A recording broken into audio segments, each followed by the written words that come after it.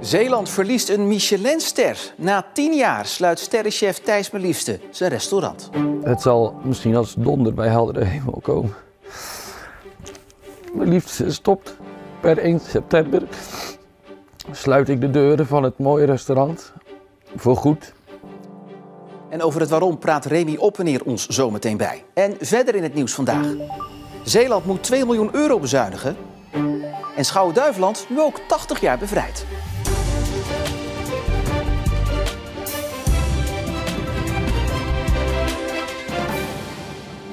Goedenavond. Restaurant Meliefste in Wolvaartsdijk gaat dicht. De zaak, die bekroond is met 1 Michelinster, sluit per 1 september de deuren. Eigenaren Thijs en Anoushka Meliefste willen meer tijd voor elkaar. En vanmorgen werd het personeel ingelicht. Het zal misschien als donder bij heldere hemel komen. Maar dit is ons laatste seizoen. Ik heb namelijk het volgende besloten. Meliefste stopt. Per 1 september sluit ik de deuren van het mooie restaurant. Voor goed. Het was een emotioneel moment voor Thijs Meliefste. Een succesvol restaurant sluiten doe je niet zomaar. Ja, dit brengen, dat heb ik, hier heb ik echt lang slapeloze nachten van gehad. Ja. 10 jaar geleden openden Thijs en Anoushka Meliefste samen het restaurant in Wolvaartsdijk. In de loop der jaren kreeg Anoushka veel gezondheidsproblemen, zoals MS. En kon ze minder in de zaak werken. Ja, met name vorig jaar zat ze in een medicatietraject voor het behandelen van baarmoederhalskanker en wat erbij kwam. En ja, toen moest ze gewoon werken.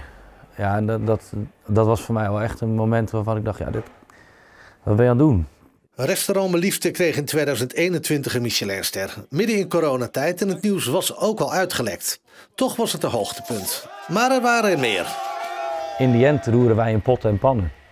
En ben ik wel heel dankbaar als je ziet waar ik op de wereld al heb mogen koken. Door mijn werk mogen komen. Met mijn gezin naar Bali om daar te koken, een week, weet je, bijvoorbeeld. Dat waren wel echt mooie momenten. En we gaan naar Wolvaartsdijk, naar verslaggever Remy Oppeneer. Ja, Remy, even terug naar het begin, naar die beladen en ook emotionele bijeenkomst. Zijn er nog meer reacties binnengekomen in Wolvaartsdijk? Ja, de reacties stromen binnen vanmiddag. Van vrienden, familie, collega's natuurlijk. Ook heel veel vaste gasten. Je kan je natuurlijk voorstellen, de zaak is 10 jaar open. Dus in die periode hebben ze heel veel vaste klandizie opgebouwd. Mensen die hier regelmatig komen eten of bijvoorbeeld hun huwelijksfeest hier gevierd hebben. Ja, die mensen willen allemaal nog heel graag voor die 1 september hier komen eten. Dus die proberen allemaal te reserveren. En ik heb het hier net binnen achter me gevraagd. Ze vertelden dat ze het afgelopen uur alleen al 100 reserveringen hebben binnengekregen. En het einde daarvan is voorlopig nog niet in zicht. Ja, dat is dan toch nog een beetje goed nieuws. Nu is sterrenchef Thijs Meliefste 38 jaar oud. Dat is niet bepaald de pensioengerechtigde leeftijd. Maar wat gaat hij nu doen? Nou, eerst eens even uitrusten. Zoals we net al zeiden, meer tijd voor elkaar, voor het gezin nemen. Een vakantie, want de afgelopen 10 jaar zijn ze nooit langer dan 3 dagen achter elkaar vrij geweest. Nou, daar is dan wat meer tijd voor. En daarna gaat Thijs Meliefste werken voor een internationaal project. Waar hij nu nog niet zo heel veel over kan zeggen, maar later ongetwijfeld meer. Ja, ze sluiten ook zeker niet uit dat in de toekomst nog wel eens een Meliefste 2.0 in Zeeland geopend gaat worden. Dus ja, misschien wel weer een nieuw restaurant, maar wel op een iets andere manier waarschijnlijk. Ja, toekomstplannen genoeg in ieder geval. Nu hebben we 7 Zeeuwse restaurants met een of meerdere Michelinsterren. Wat gaat er met die ene ster in Wolvaartsdijk gebeuren? Ja, die gaat verdwijnen natuurlijk. Hè. Wel per 1 september, dus als de zaak hier achter me Meliefste sluit, dan wordt die ook afgenomen. Het gaat niet per direct of zo, want de Michelinster zit vast aan de chef-kok en niet aan het restaurant. Dus zelfs als hier in de toekomst een nieuw restaurant geopend gaat worden, ja, betekent dat niet dat in deze zaak meteen ook weer een Michelinster gaat vallen. Dus nee, die ster die gaat verdwijnen en dat betekent dat we na 1 september in Zeeland nog 6 restaurants met 1 of meerdere Michelinsterren zullen hebben. Remy vanuit Wolvaartsdijk, dankjewel. Zeeland moet volgend jaar van het Rijk 2 miljoen euro bezuinigen op het openbaar vervoer. En bezuinigen kan niet zonder gevolgen voor de reizigers, vreest reizigersorganisatie Rover.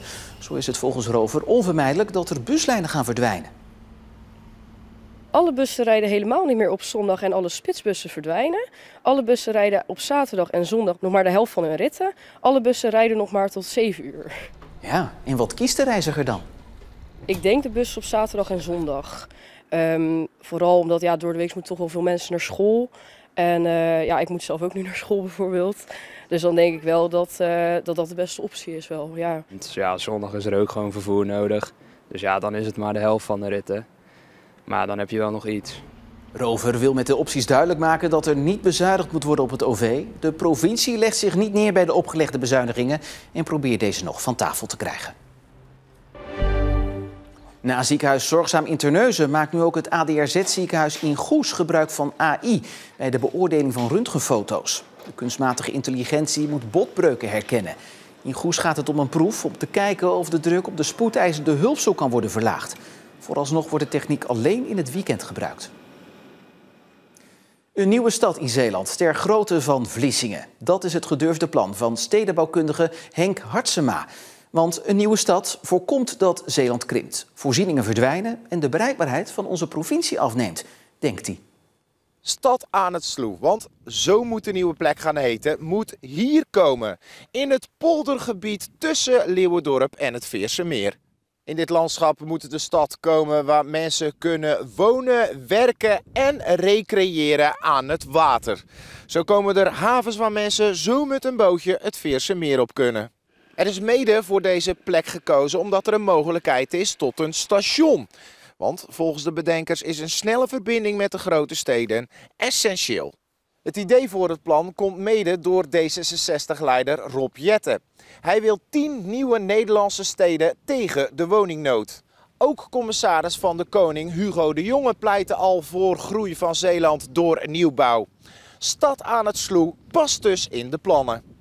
Maar is het ook realistisch? Want de afgelopen decennia kwamen er al heel veel van dit soort plannen langs. Nooit kwam zoiets van de grond. De bedenker van het plan wil vooral de discussie op gang brengen. Zo kunnen Zeeuwen nadenken over de toekomst van hun provincie, al dan niet met een nieuwe stad. Bij Gent is afgelopen nacht stookolie gelekt in het kanaal van Gent naar Terneuzen. De olie was afkomstig uit een verwarmingsinstallatie bij staalfabriek ArcelorMittal. Door het lek ontstond over een lengte van 1 kilometer een oliespoor op het kanaal. Een drijvende dam is verdere verspreiding voorkomen. Een gespecialiseerd bedrijf heeft de olie opgeruimd. Door het lek had de scheepvaart lichte hinder. Hoe de olie in het kanaal terecht kon komen, wordt nog onderzocht. Het Zeeland Nazomerfestival heeft de plannen bekendgemaakt voor de editie van dit jaar. Door weggevallen subsidies is het dit jaar een sterk versoberde versie. Met nog maar 1 locatievoorstelling. Bij de voormalige Hedwiegepolder wordt de voorstelling Dit is mijn hof opgevoerd naar het gelijknamige boek van Chris de Stoop. Het traditionele muziekprogramma op het Abdijplein is door het ZNF geschrapt, maar wordt overgenomen door andere organisatoren. En terwijl overal in Nederland maandag werd gevierd dat Duitsland 80 jaar geleden capituleerde en de bevrijding van ons land dus een feit was, moest Schouwen-Duiveland nog 2 dagen wachten op die officiële bevrijding. En vandaag werd daarbij stilgestaan, door jong en oud. Voor veel jongeren is de Tweede Wereldoorlog iets van boeken en jaartallen. Maar in Zierikzee kregen de leerlingen van het Pieter Zeeman Lyceum vandaag geschiedenisles op straat. Precies 80 jaar na de bevrijding van een stad gingen ze op pad langs plekken waar het in die tijd spannend en gevaarlijk was. En uiteindelijk is deze mevrouw met de pantoffeltjes nog aan uit het huisje gesleurd en naar de plek gebracht. Oud zoals ze was, is ze op transport gesteld. Kwetsbaar als ze was ze een van de eerste die vergast is. Want oude mensen, kleine kinderen waren als eerste aan de beurt. Het is wel best wel indrukwekkend eigenlijk. Maar ook gewoon een beetje verdrietig om te weten dat er zoveel mensen eigenlijk uit hun huis zijn getrokken om daarna op transport te zetten, om daarna uitgemoord te worden. Gewoon voor wie ze zijn. Eigenlijk heb ik het best wel goed. Ik word niet weggehaald voor wie ik ben. Ik mag gewoon mezelf zijn. En dat geldt ook voor jou? Ja, ik ben vooral heel dankbaar inderdaad dat we nu leven en alle vrijheid hebben die we hebben. In plaats van dat we in constante angst moeten leven. Nou, allereerst hoop ik dat het besef komt dat dit niet een geschiedenisverhaal is, maar ook een toekomstverhaal kan worden. Dat is misschien wel luguber dat ik dit zeg, maar we leven nu ook in tijden waar we allemaal niet weten welke kant het uitgaat. En ik wil hier ook mee zeggen dat dit in welke vorm dan ook niet meer mag gebeuren.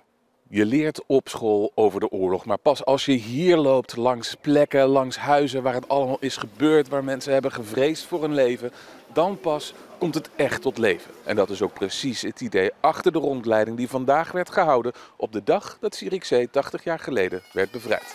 En met dat in gedachten herdenkt Zierikzee vandaag iets wat voor de rest van Zeeland al veel eerder werkelijkheid werd: de bevrijding. Na de slag om de Schelde bleef Schouwen-Duiveland namelijk als enige Zeeuwse eiland bezet.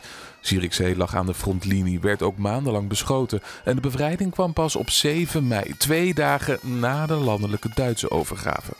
En na de capitulatie op 5 mei heeft het tot 7 mei geduurd voordat Engelse militairen hier naar Schouwen-Duiveland en naar Zierikzee kwamen. En dat is eigenlijk de officiële bevrijding van Zierikzee. De stichting Vrienden Erfgoed Zierikzee wil dat verhaal levend houden door jongeren mee te nemen naar de plekken waar het toen gebeurde. En we wilden expliciet ook de jeugd erbij betrekken om het vieren van de vrijheid ook levend te houden, hè, door jonge mensen daarbij te betrekken. We hebben ook een aantal basisscholen erbij betrokken en die doen ook mee aan de intocht van de Duitse militairen in Zierikzee.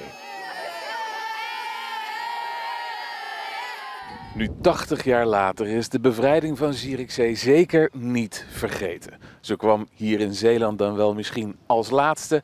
Ze werd vandaag groots gevierd.